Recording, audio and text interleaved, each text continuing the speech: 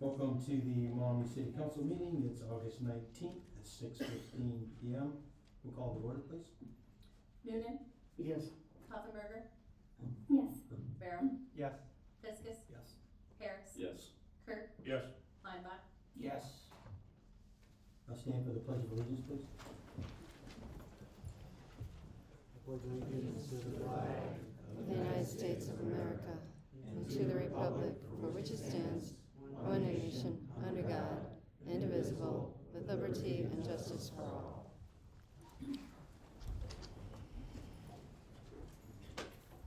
Before we get started, I'd like to ask council to move the executive session.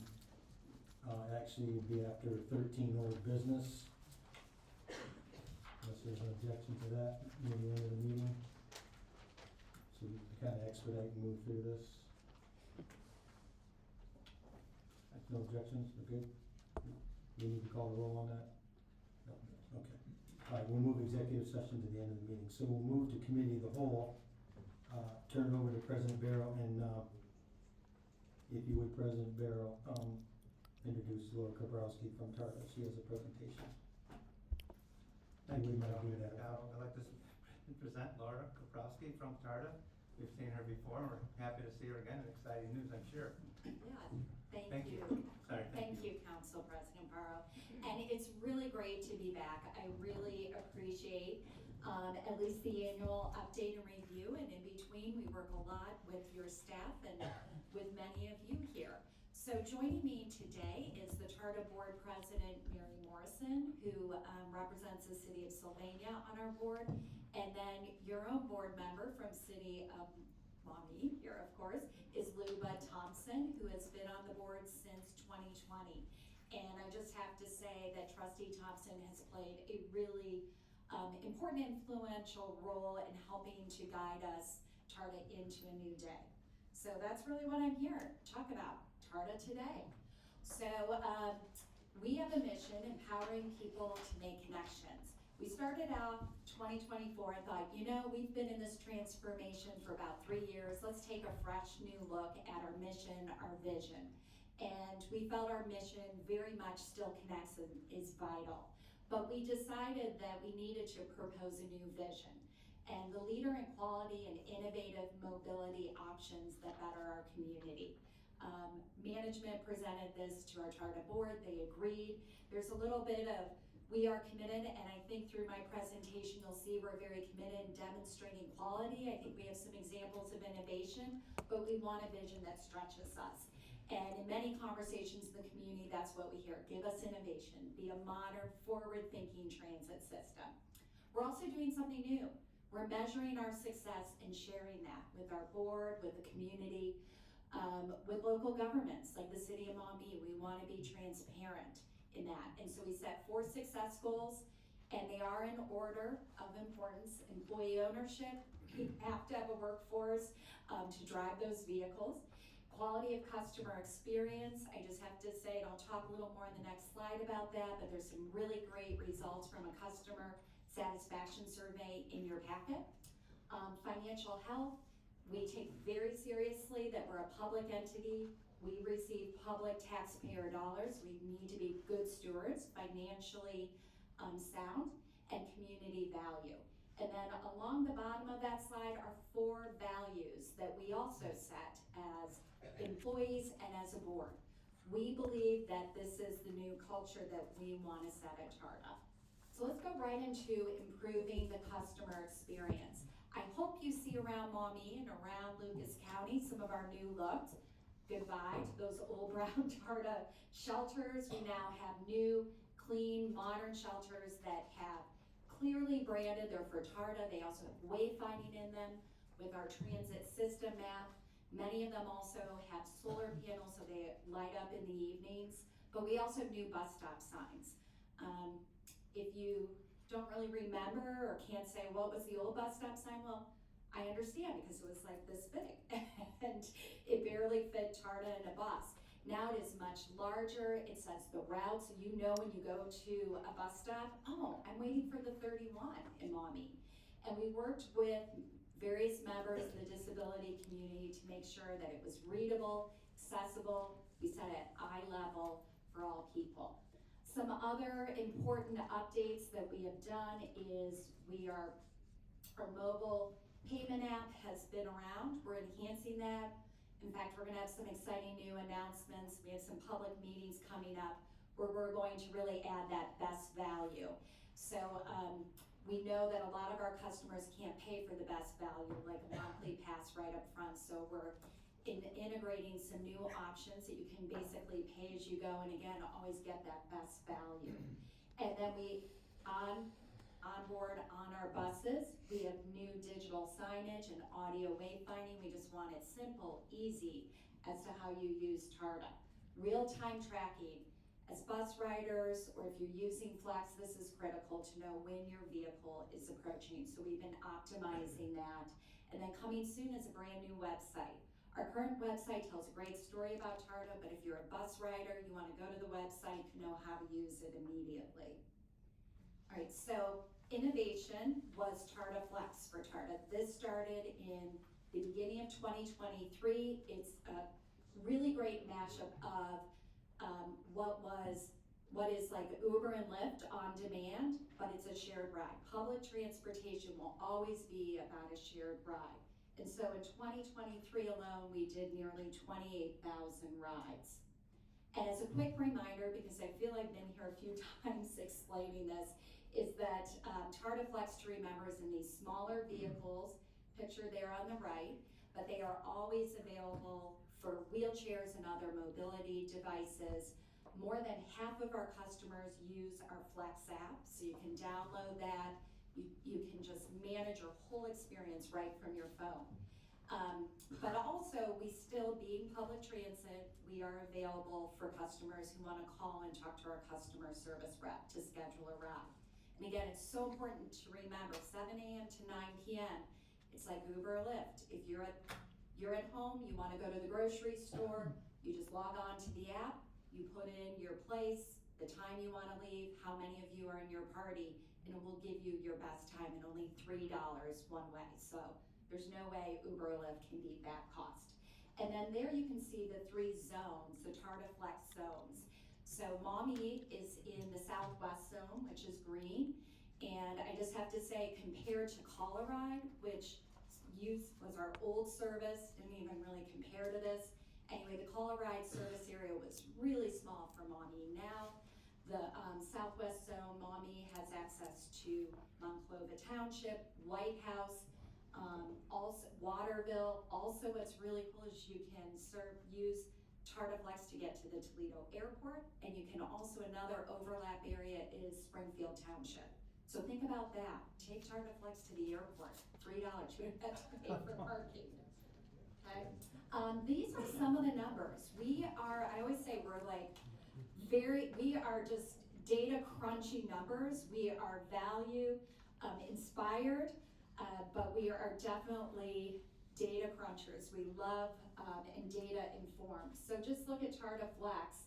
In last year, we had, let me see, what did we, in the southwest zone, we had close to 15,000 rides.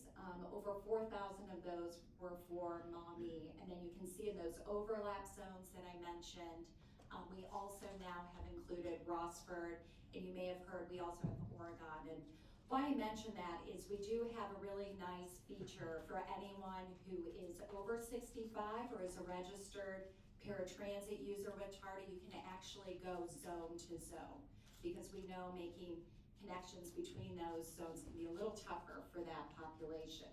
So 2024 is looking great for us. Over 6,000 rides already in that southwest zone, and nearly 4,000 of those are within Maumee. So Maumee residents seem to really be resonating with that service. So paratransit service, another really important service. We have 3 overall, the Flex, paratransit or TARPs, and fixed route. Obviously, paratransit is for people, it's primarily used for people who have disabilities or not able to drive, and that could be physical or cognitive, and then our older adults. There's nothing better than when I'm at our paratransit facility and meet our older adults, especially veterans, who find out that they're eligible for this service. And this population obviously is using it to get out, to go shopping, maybe just have some socialization. But a lot of the use is for medical appointments, dialysis. And as you can see again in Maumee, a lot of utilization is happening here. I want to point out two things that we were very dedicated about doing. One is modernizing that fleet. When I arrived at Charta, it was old. It was like 10 years old. And that's just not okay for moving this vulnerable population or our older adults. Now, our 38 vehicles, the average age of those vehicles is 3 years and 3 months. So we have went after grant funding. We have been very diligent about our capital budget so we can make that happen. And then, oh, by the way, our group also was able to attain that certification, Certified Autism Center. We are the first and only transit system in Ohio to get that. Our most popular fixed routes in 2023, the 31 that services Maumee was #1. So a lot of people using fixed route. It is our highest utilized service. Last year, I mean, we're talking about 1.7, 1.8 million rides that happen across the whole transit system. And what I like to say, whether it's Maumee, Sylvania, fixed route is such a important economic development infrastructure piece. It is really oftentimes for a city of Maumee about moving workforce here to your businesses. And I have a little example about that in a minute. So fixed route 31 is your route. And really if you take that throughout Maumee, but you also have a connection to downtown as well, the third highest ridership in the system right now. And we change our routes or optimize them 4 times a year. It doesn't mean everything gets changed, but we have that ability, and that's really important. Fixed route transit system can't be just fixed. It actually needs to be nimble and respond to need. So we had heard from some businesses, one of them being Maumee Assembly and Stamping, that they really depend on Route 31 to get their workforce there. But the route, the orientation of the route was a barrier. If we could reorient it, basically reverse it, make them first on the drop off in their area, they would greatly appreciate it. They thought ridership would increase, and oh, could you also add signage, because over there it was just flagged down. So I'm happy to say we made those improvements at the end of June. We have seen over 30% onboarding increase in that area, and that changes. And we really feel that the signage is also an improvement, and want to thank the staff of the city of Maumee working with us to install those signs. When we went to the ballot, we heard again and again, please bring back the Muddy Shuttle, please bring back event service. And that is a really important commitment we have to the community. So our second year of Muddy Shuttle, we've expanded the service. We do all home games Friday and Saturday. And it's been a great hit, so we're looking to bring back walleye service too this fall, late fall. And then for the first time, we did the Uptown Music Fest, July 3rd and 4th, and had a really great response. We hope to make that annual and work with you all. And then finally, just wrapping up here, just a couple more slides. I just want to talk about our fleet. It's not just about putting money and resources to service. You really have to hold, and you should, hold us accountable for, are we keeping our capital assets modern and safe? And so investing in our fleet, introducing EV vehicles is high on our priority. I'm proud that our first entrance into that is with our paratransit vehicles. So we have 3, we're the first in the state to have any EV paratransit vehicles, and we have 2 more on the way. Our drivers love it, our customers love it, and they deserve that clean, safe ride. And then we'll have 11 more EV buses, but these are the 35-foot that you'll start seeing our fixed route lines, and those will be coming online next year, probably late summer, early fall. And happy to say all of that, all 11 buses are funded by federal dollars, one through TMACOG and the rest in a very competitive grant, national grant process. So it's always great to bring about $10 million back to Northwest Ohio. We're doing a lot of training. We got to prepare that workforce too. And then finally, talked about the money we brought to the area, but we have some money to bring to you. Part of issue 12, really important, is that partnership with the founding charter communities, is what I like to say. There were 7, and City of Maumee was one of those. And so part of issue 12, to honor really that relationship, is that we always share a portion of the sales tax with our community so that you can make investments in your transportation system that support TARDA. We really appreciate that Maumee has done improvement. I mean, having ADA accessible sidewalks, the walkability that you're doing in Uptown, the bike path, all of that is so supportive of a multimodal system, and we greatly appreciate that. So, Bud, Mary, and I would love to hand this off and get a picture too, if that's all right. Yep, Ms. Pufferberger, who's chairman of our finance committee, is going to accept it on behalf of the city.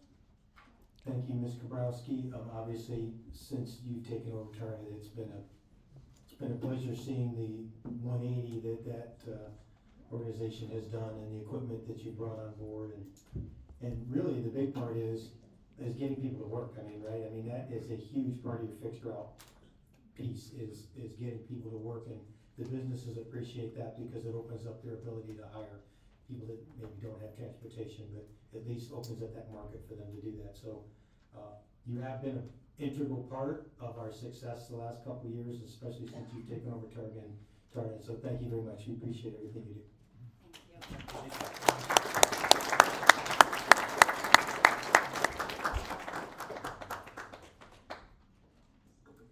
And with that, we'll continue with committee of the whole. Mr. Griffin.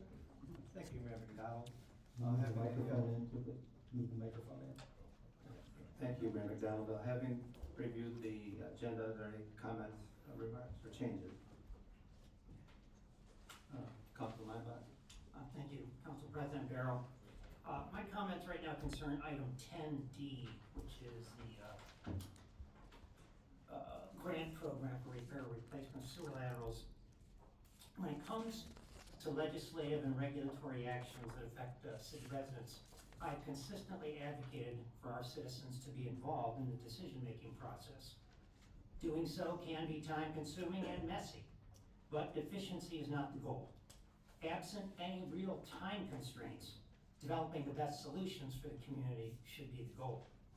Now, it's clear that this grant program that's being proposed here on the agenda tonight, that it offers some direct financial benefits to several people who were affected by the recently repealed ordinance. I'm sure all of us would like to see these people be compensated to offset some of the costs they incurred that are no longer required by ordinance. However, this program has not been developed in partnership with the community, at least as I envision it. People who have been attending the roundtable meetings, and which are still going on, have not been involved in developing this program. And this committee of the whole really is the first opportunity that City Council has had to deliberate the proposal as a body. Here are some questions that could be discussed. Is the proposed grant program the best use of city funds for reducing sanitary sewer overflows? Should our primary focus be on eliminating sewer laterals or direct flow connections? Inflow connections, sorry.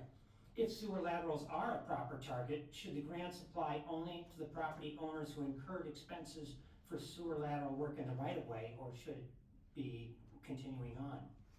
And should City Council be responsible for authorizing the specifics of any grant or loan program? So I think these questions and others that other people would have deserve discussion and deliberation by council with citizen input. A Strong Towns online document that I read recently states, quote, "Local governments should be the place where residents collectively shape their cities." And a similar sentiment was expressed, I think, by the mayor in Sunday's Toledo Blade when he said, in referring to finding answers to the challenges that we face, quote, "But if we do it collectively as a community, we'll succeed." I agree with him on this point wholeheartedly. We must combine the experience, knowledge, and wisdom of the administration and our citizens to succeed in resolving our SSO challenge. So with that said, I just believe that this particular item on the agenda is premature. I need more involvement and discussion. Thank you, Council Thank you. President Barrow. Thank you. Is there any other comments? I'd like to add to this, through those remarks. We have been held in, as many of you know, maybe not everybody, but as many of you know, that we've done some quite a few roundtable discussions and giving straight factual information to the people. Through those ends, I have also attended meetings outside of city council's chambers here. I've talked to an awful lot of residents over the last few weeks in depth for hours on end, as has many of the council people here. And I think what this reflects is a lot of the information and questions and answers that people wanted to be put in place to get relief that they have expended out of their own pockets, and a very that we can go through it in the discussion, we can discuss it more, but it's pretty in depth, and I think a painless way for people to address the particular issues that they have on their laterals that's on the city right away. There was awful lot of misinformation out there. It's still out there, and it has a lot of people nervous from what you have to do if you don't do it, connections and all that. And every meeting I've been to outside of council, that's sort of the temperament, and it's upsetting to a lot of people. And I was upset when I heard about it because I knew it wasn't true. But there's just a lot of misconceptions out there that we have to continuously dispel. For example, if you don't sign up, it's not $1,000 a day fine. You don't have to pay a $2,500 tap fee. They're not gonna come and kick your door into your house. But a lot of people don't know this isn't true or can't be done and believe it because it's what they're being told by, I hate to say, some of their friends and business people in the community. This is the first step in what we're doing, but we'll discuss it more here open. Thank you. Are there any other questions on this topic? Well, I guess I was just wondering, I mean, things like this can always be improved upon once they're in, so I guess what is there to get this grant going and get people who have essentially already done the work able to apply? And then, I mean, some of the things that you brought up for discussion are items that we don't even know if it's possible to do. I mean, would the city love to be able, excuse me, to spend money on private property? Sure.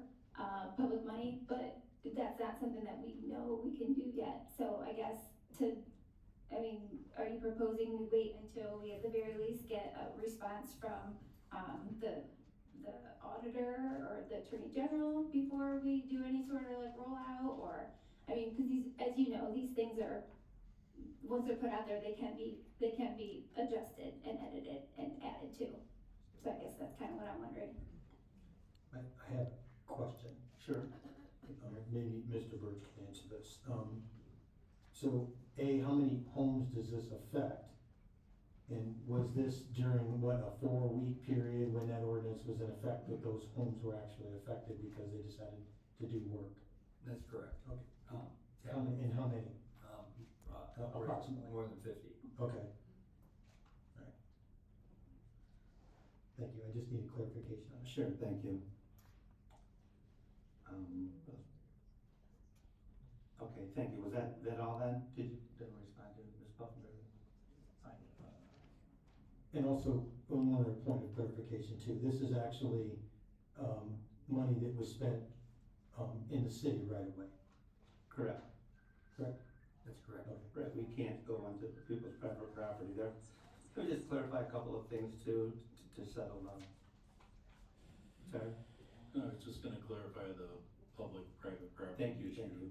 You know, obviously, we researched this well before this ordinance was in place and other factors were in place.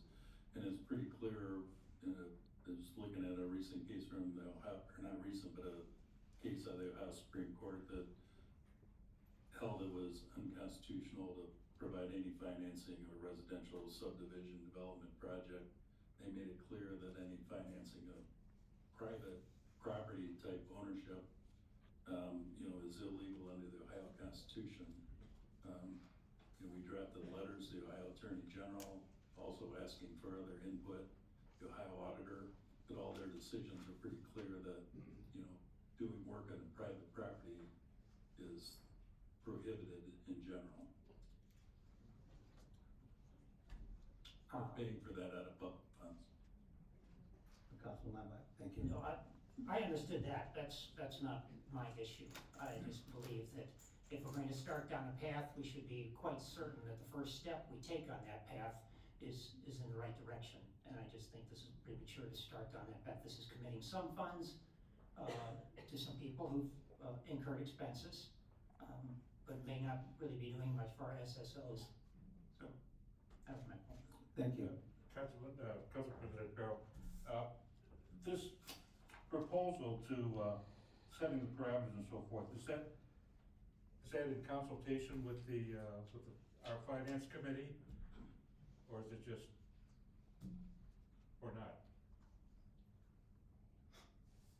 It authorizes the city administrator to set the parameters and approve the grant program. The parameters are in your packet, sir, and they were in the original ordinance that you repealed. Rightly so, but it was repealed. I think the issue is at hand here is that you have 50+ people that either have done it or will be compelled to do those improvements that did so in good faith. And the idea here is to reinstitute this same program that allows people to be reimbursed, and one person in particular is owed $6,900. That's why you put it forward. And the reason it's done as a policy as opposed to an ordinance is so that you didn't have to pass something by emergency and make people wait 3 months to have that happen. And also to make sure that if council wanted to tweak or change this grant program as they went forward or eliminate it, they could certainly do that easily. Thank you. Thank you, Councilman Kirk. Councilman Steinbach? Last question, I believe. Does it say anywhere in here that it is limited to those people only? That it applies only to those people and not future applicants, people who voluntarily do some sewer lateral improvement? No, it does not prohibit to just those people who had done it before, because there are people that have contacted the city and inspected since then that want to replace their laterals all the way to the main. It stands to reason voluntarily. Yes, So it's a voluntary program. It stands to reason if somebody's willing to do it voluntarily, that if you're willing to help fund somebody doing right-of-way work voluntarily, or through the ordinance, you would certainly do it voluntarily, but that's up to council, it's not my choice. I simply put it in front of you. Thank you. And just to clarify, I mean, any money that does go out into this grant program is money coming from our increased rates that was planned to go towards lining of the main sewers. So any money that does go out, we'll still need to make those adjustments for lining the mains, correct? Yes. Thank you. And any other questions or comments on the rest of the agenda? Having seen none, this concludes committee of the whole. Thank you.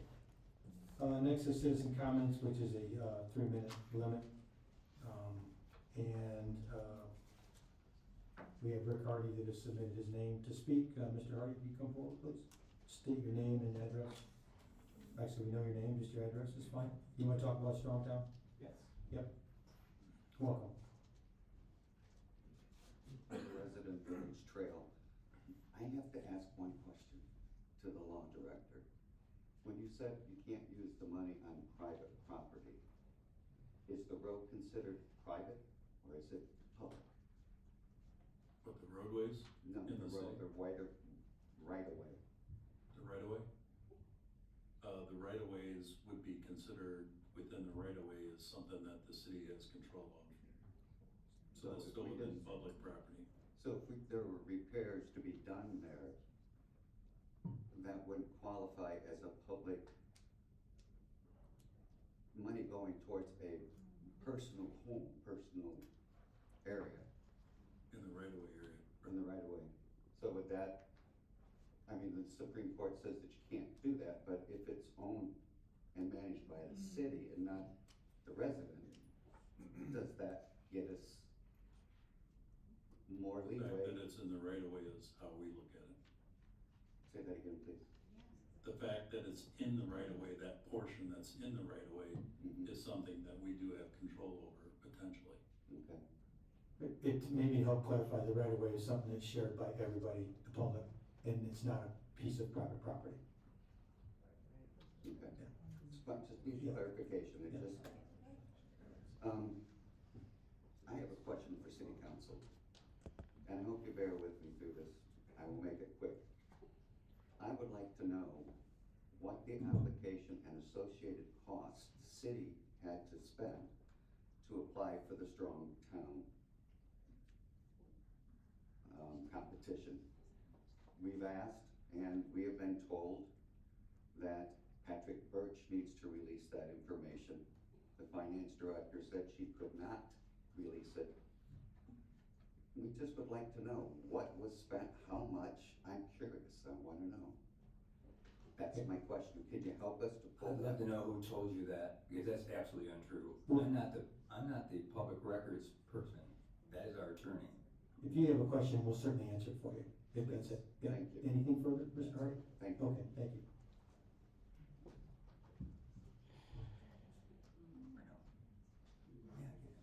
All right, Mr. Birch will explain. Thank you. Regarding the Strong Towns, it's a simple application. I actually filled out the application in conjunction with some of the staff. There was no application fee to do so. There is some money that I don't put those numbers together. That would be the finance department given through the attorney and through the city clerk to release that information. There's some information for PR signs and stuff that were done. But I don't know of any other thing that was done to promote other than those issues. Was there some donations? I believe there were. There were donations too. But other than that, there was no cost to apply for it or to enter it or anything like that. That was all, there was no cost to that. Yeah, so. There was a podcast that we didn't pay for though. They did it themselves. Anything further? Okay, seeing none, we'll move to the adoption of the agenda. We need a motion to approve the, where is it? Mr. Cobb, where is it? I just threw it over here.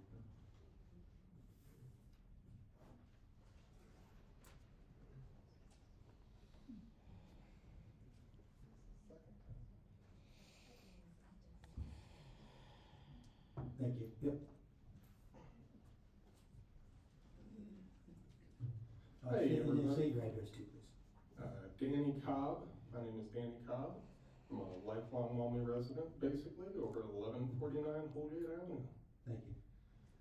Came today to talk about Mr. Birch and a section in his contract called constructive dismissal. I would like to ask the council and mayor to relieve Mr. Birch of his duties. I would like to cite public humiliation and these other things listed here. We're not going to have an attack on somebody that's sitting up in these chairs. If that's something you wanna discuss after the meeting, but I would ask for decorum, and we are not going to have somebody come up and attack an individual that is currently in a service position with the city. That's just decorum. So if I'm you have not any- attacking anyone, sir. So if you have anything further, other than that, thank you. Sorry, Danny. We're here for you. We'll move to adoption of the agenda. We need a motion to approve the agenda as submitted. Worry about taking a tree. Have a, yes, Mr. Brown, So moved. have a second?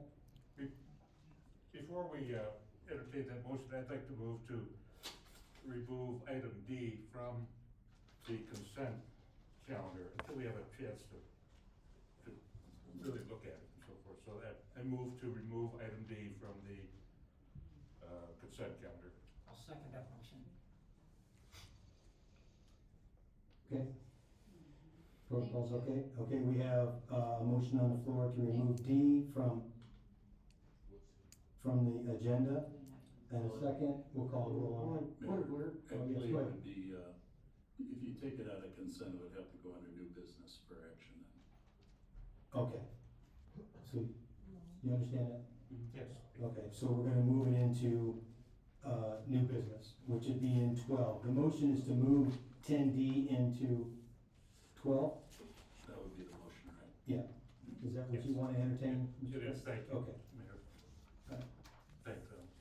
So we have that on the floor to move D into new business 12. 12A actually, it'd be 12A.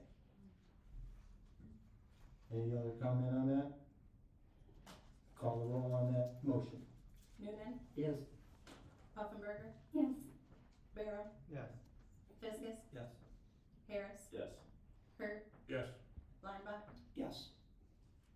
Okay, so the adoption of the agenda will be as revised. A motion to approve the revised agenda. Mr. Thank you. I'll second that motion. Okay, we'll call the roll on that. Noonan, Yes. Puffenberger, Yes. Barrow, Yes. Fiskus, Yes. Harris, Yes. Hurt, Yes. Lineback, Yes. And approval of the meeting minutes of July 22nd and July 31st, special meeting. Motion to approve those minutes. Mr. Newman? Thank you, Mayor McDonald, I make a motion to approve the, regular meeting minutes of July 22nd, 2024, and the July 31st special meeting. I will second that motion, thank you. Thank you. Call the roll. Noonan, Yes. Puffenberger, Yes. Barrow, Yes. Fiskus, Yes. Harris, Yes. Hurt, Yes. Lineback. Yes. No petitions and communications are before us this evening. We'll move to number 10, consent calendar. A motion to approve all consent calendar items, and we'll need a second, and then we'll go through these. Ms. Palmer? Thank you, Mayor McDonald. I'd like to make a motion to approve all consent calendar items. I'll second. Thank you.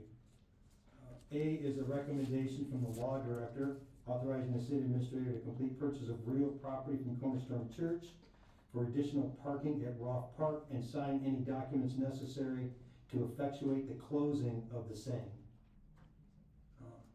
Yes, Mr. Lingard. It was just something the title company required for closing that should occur probably this week for that parcel. Would you like to explain exactly what this parcel entertains, Mr. Burke? Yes, this is the parcel that you see behind the church. It's about 3/4 of the parcel. There's been some overcrowding in the parking lot during summer events because of soccer, and the success of the soccer program has got a large part to this. But we gotta make sure we provide more parking. This will create another 191 spaces once it's repaved and fixed. And this is actually a large section of the parking lot behind Cornerstone Church that That's correct. basically was not being used by them. Yeah, I don't know if anybody Yeah. parked that I've seen. Okay. Any other questions on that from council?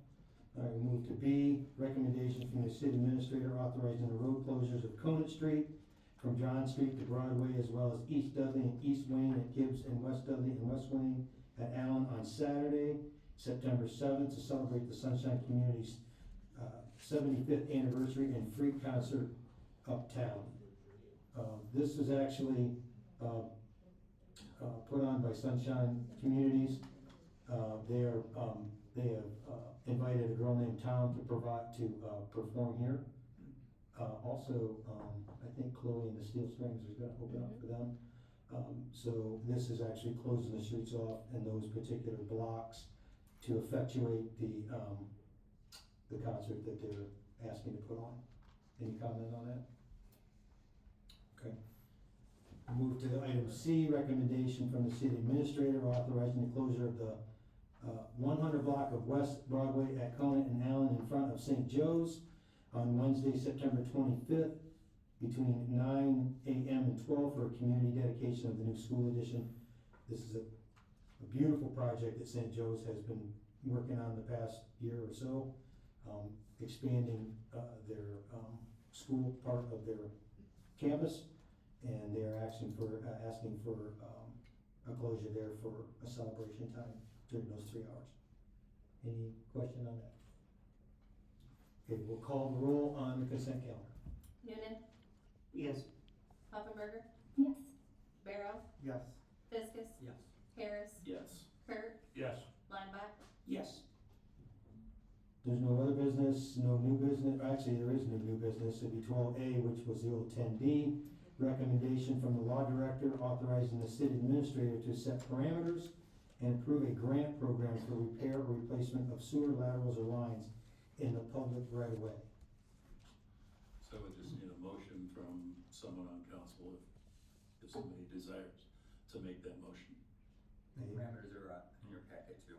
Right, the parameters are in the packet before council. Is there a motion out there to make that? Okay, see, Wait, oh, yes, go ahead, Mr. Newman, I'm sorry. Yep, yes, Thank you, Mayor McDonald. I'll make a motion to, pass 12A. I'll second that motion. any comments further on that? And we'll call the roll on 12A. Noonan, Yes. Poffenberger, Yes. Barrow, Yes. Fiskus, Yes. Harris, Yes. Kurt, No. Lineback, No. Okay, and that passes, so there's no old business, and next on the agenda is, actually, do you wanna move the executive session after comments? Is that okay with council? We'll move to comments right now? Okay. Yeah. Sure. Okay, we'll move to comments then, and executive session will follow that. I'll start out. I'd just like to appreciate the residents who've attended the roundtable discussions. I've made a handful of those, and appreciate the spirited discussion that's occurred in those meetings, and the facts that have been put out as to exactly what the city is up against, and what the EPA has kind of presented us with. So I really do appreciate those that have wanted to come and actually learn about actually what we're up against and discuss solutions as to how we're going to accomplish that. I think that means a lot as far as the community is concerned. There are people that really care about this. I really appreciate that. Also, would like to mention, last week on August 5th, 6th, 7th, and 8th, the Calvary Church had a serve week here in town. They focused on all of our schools.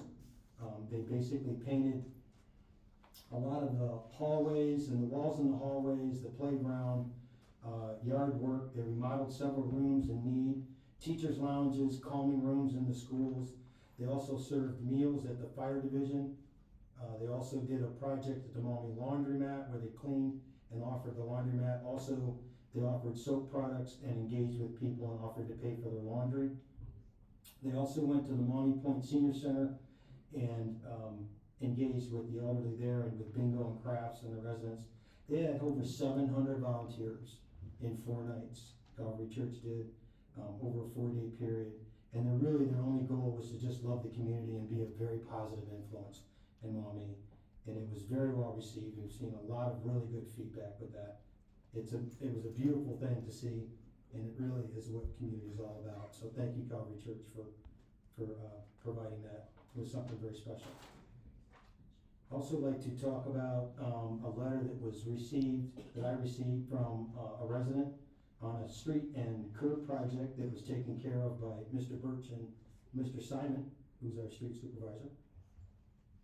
And it went as follows: thank you for your quick response and attention as well. Appreciate the both of you of what you've done to rectify the problem in our neighborhood. So much is going on in our city and far too much emphasis on misguided negativity. It is when our administration loves our city. I just want everyone to see that. So thank you for your efforts, Mr. Birch and Mr. Simon as well.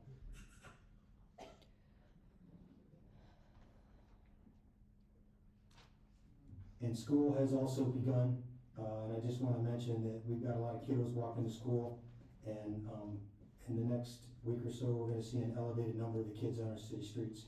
So just encourage people to slow down and pay attention to the kiddos that are going to be out there. With that, we'll move to our council. Mr. Newman. Thank you, okay. Mr. Puffenberg. Yes, I just wanted to address a couple things during my comments. So first of all, I guess giving an overall, which I've had this conversation with a few people, about the right-of-way ordinance that was passed in 2022. I've lived in a variety of places in my lifetime. When this subject came up in 2022, it made complete sense to me, and I can kind of tell you a couple reasons as to why. In the small town I was from, they ran sewers during that time. My parents were expected to pay for the tap, and they were expected to pay for the pipe running from the main sewer line into my house. That was part of our property. Same thing, you know, my sisters built houses. You pay for the tap, you pay for the line to run into your house. I've always seen that as something that's part of your house, just like your roof is part of your house and things like that. So, you know, I never questioned it as being something that the city should pay for, and I know of other communities in which it's the same way. And then with that being said, having been on the finance committee for the past 3 years, it's definitely, you know, there's a lot of decisions that need to be made to make sure we're being financially responsible, which I hear a lot of residents talk about. And with businesses leaving, because everyone, you know, is, I'm sure, well aware that income tax is the way we run our city. I mean, that's where we get all our money. So having, you know, a huge employer such as St. Luke's leave is pretty impactful. So there, you know, we have to keep looking at things and seeing how to best kind of budget. And then also, I do want to make it a point to say that I do all my own research. I include it in my newsletter, I put it on my website, I put it out there for anyone to see or read if they want to. A lot of people choose not to. But I feel like I put it out there constantly, the research that I'm doing on my own. I use that research to then make my own decisions. So if I do vote yes on something, or if I do vote no on something, it's based on what I choose and what I'm believing, and based on the research I receive, not based on what others are telling me. I'm not a yes man. And in regards to 12A, I think this is a great thing to have out there. Before, I was not supportive of putting it attached to an ordinance again. I'm glad that we're getting something out there to write for the people that had to do the work or are about to do the work. It can always be improved upon, and I feel like that can happen with more discussions with residents. I love to see everyone coming to the round tables. I go to as many as I can. And I look forward to getting people's suggestions, and I look forward to the next steps of putting out the possible options that we have to move forward in fixing this problem, because as we, you know, stated many times, we have to fix it, so we have to figure out how we want to do that. But then also, I would really like for people to give suggestions on how best to communicate to you guys. Because, you know, everyone's saying, where did you say this, when did you say this? And we say it in multiple places, but it seems like everyone looks in different spots. So continually giving us feedback on where to communicate would be great. Thanks. Thank you. Mr. Barrow. Thank you, Mayor McDonald. We had hired Stantec, an international consulting engineering firm, and they've been around since 1954. EPA told us to get to this, and we did. We hired them with the best firms with $870,000 approximately to do this study over a 3-year period. So the goal was to identify the problem, which we have. We have identified the problem quite extensively. Secondly, we've identified the major contributor to our INIs. We have done that. We know where it's coming from. Thirdly, our community had asked us to stop the ordinance because it was a lot. It was a shock, and we called the EPA and said, my gosh, this is too much too fast. Well, we actually had 40 years of work on it, which we weren't aware. This council wasn't aware of it, neither was the mayor, new mayor. We didn't know about it. We had to do something, so we stopped that ordinance. And after talking to a lot of people, the major concern, they said, okay, we'll fix our own property. We can do the sump pump, we can do the separation, but the laterals in the city right away. We have now made that where the city, well, you work through your increased fees, are taking care of that. So we've identified those 4 issues. That's why I feel strongly about, let's put this in place and start with this. Like Councilman Puffenberger said, we can tweak and change these ordinances as we go down the road to see just where we're at and how things are going. We're continuously reaching out to the EPA. We want them to give us a hard, no you can't. They're being very vague about this time period they have given us. We're sending them a direct letter in print, give us the no. we have reached out to the auditor's office, or we're in the midst of doing that, I'm not sure if that's completed yet, put something in writing that says we can or we cannot have public funds, and can we somehow make this a community health hazard, health problem, to contribute some money towards private property. We're working on that. Also, we're reaching out to the Attorney General, David Host, to see what can be done on a larger scale, because we're not the only community that has to deal with this. Multiple communities are dealing with it. And I just ask you to stay the course, and you know, there's a lot of vitriol going on in this city, and it's really demeaning. It's demeaning to you. I'm trapped in Maumee. Look at the group that's pushing this, and it's really easy to get everybody in this room excited. All I have to say to you, well, they can come in your house anytime. They can do this, they can do that. It's gonna cost you $1,000 a day. I could say that, but why would I do that? I'm not doing this to get you upset. I want to tell you the truth, that if you ever have a problem or have a question about what's really being said or done, come to Maumee City Council, talk to somebody. Thank you. What exactly is wrong with this group? Sir, please. Yes. You had an opportunity to speak earlier and you chose not to. So this is a business meeting. This is a business meeting. We're going to conclude it. Mr. Fiskus. Thank you, Mayor. I just wanted to thank everyone who has come to the roundtables. We've had some good discussions, lots of ideas being thrown out there, and we'll take all that we can get. Thank you to Tarda for the presentation. So, Bud, if you can extend my gratitude. And then I got contacted by one of the local conservation groups. They want to asking to do a cleanup along the river. So we're looking at September 14th in the morning. It's a Saturday. We're going to firm up some more details, and hopefully next meeting I will have more info on that. Thank you. It'd be nice to see everybody here down there to help us clean up the river. That'd be great. Mr. Harris. Yeah, thank you, Mayor McDonald. Just real quick, I also want to thank everybody who's been showing up to the meetings, even though it's been kind of a touchy subject, and you know, we have disagreements about how things are gonna move forward. I do feel that it's been really nice to get to know a lot of the community and see that the community's kind of working together to try to resolve this together. So thank you guys so much, and keep showing up. We get 2 more weeks of this. I'd like to see more of you there and speak with you, because I think I've made a lot of at least new friends through this process. Thanks. Thank you, Mr. Harris. Mr. Kirk? Yes, thank you. I wish the women from Tartar were still here. When she was speaking, reminded me of something that happened in Detroit. They were hiring new drivers, and a woman called in and made an appointment on Tuesday at 10 o'clock for an interview to be a new driver. She showed up at the interview an hour late, 11 o'clock, 11:15. And why? She said, why? My bus was late. My bus was an hour late. So she didn't get the job for being critical of the Detroit transit system. And then just secondly, concerning Mr. Cobb's comments, I know there's a lot of dissatisfaction with the administrator, and if somebody or somebodies feel the need to make a change, I'm sure there are appropriate procedures to do that. But I'm fairly certain standing up during citizen comments and criticizing somebody on a personnel matter is not one of those approved procedures. So I thank the mayor for pointing that out to Mr. Cobb. This is not the time. This is not the place to do it. Thank you. Thank you, Mr. Reinbach. Thank you, Mayor McDonald. Number 1, Tarda. I do have a friend who's confined to a wheelchair oftentimes due to his health condition, and he's commented to me that he has seen tremendous improvement in the offerings from Tarda Flex over the last couple years. So he takes advantage of that when he can. So thank you, Tarda.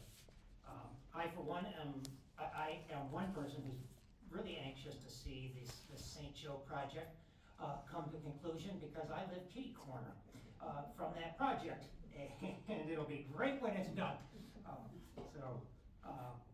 The Calvary Serve Week, Mayor McDonald mentioned that. I want to take my hat off to that congregation for what they did. I had a chance to serve with one of their work crews.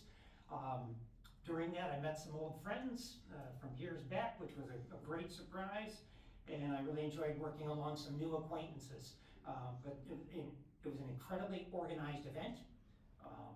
and you heard where all the different places they went. I happened to work at Maumee's, helping, beautify some of their gardens and being fed a Maumee's donut, which was a nice benefit as well. So, but that Calvary group, they really blessed our community, showed us some real love. I'm greatly impressed by that. I too want to express my appreciation to the high level of engagement from the citizens who've been going to the roundtables, coming to the meetings that I've been at. I've really been impressed by the thought behind the questions that have been raised and even some of the potential solutions. I've really been pleased to meet you, many of you who are here, and many others who are not here. I've definitely benefited from our interactions, and I look forward to more. And the last item, and of course my phone just went to sleep, is in my family we're fond of quoting people who are usually well-known. Now this might not be a well-known person, but G.K. Chesterton was an apologist, a great thinker from England, and one of his quotes, this has to do with change, dealing with change, and he said, and this is from you can find the book. I don't really do that. In the matter of reforming things, so making changes, as distinct from deforming them, kind of tearing them down, there is one plain and simple principle, a principle which will probably be called a paradox. There exists in such a case a certain institution or law, he's saying. Let us say, for the sake of simplicity, a fence or a gate that's been erected across a road. The more modern type of reformer goes gaily to it and says, I don't see the use of this. Let us clear it away. To which the more intelligent reformer will do well to answer, if you don't see the use of it, I certainly won't let you clear it away. Go away and think. Then, when you can come back and tell me that you do see the use of it, I may allow you to destroy it. We need to be very careful when we make changes. Things exist for a reason. And just because they're done someplace else shouldn't be a justification for doing something. So that's part of a process, I think, going forward that I'd like us to keep in mind. Thank you, Mayor McDonald. All right, that concludes comments. We'll move for an executive session for pending litigation. I need a motion and a second for that. Thank you, Mayor McDonald. I will move to executive session for pending litigation. I'll second that motion. Thank you. Call the roll. Noonan, Yes. Pufferberger, Yes. Barrow, Yes. Fiskus, Yes. Harris. Yes. Kurt, Yes. Lineback. Yes. This lady Thank you. she wanted to say. We'll go to executive session. Thank you.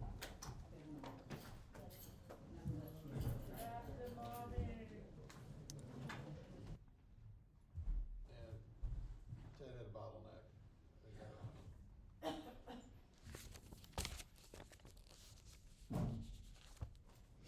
Your baby's getting cuter and cuter.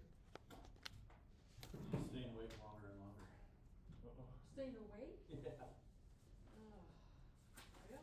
Hopefully that leads to longer sleep times. What was with you? Night. She woke up at 2 o'clock last night and 4:30. Oh, well, maybe she's doing a growth spurt, she's just hungry. Maybe. She took 8 ounces the other day, which is double what she normally takes. I'm sure. All right, the recording's on. They wanted you to stop. Because I thought you guys were coming back.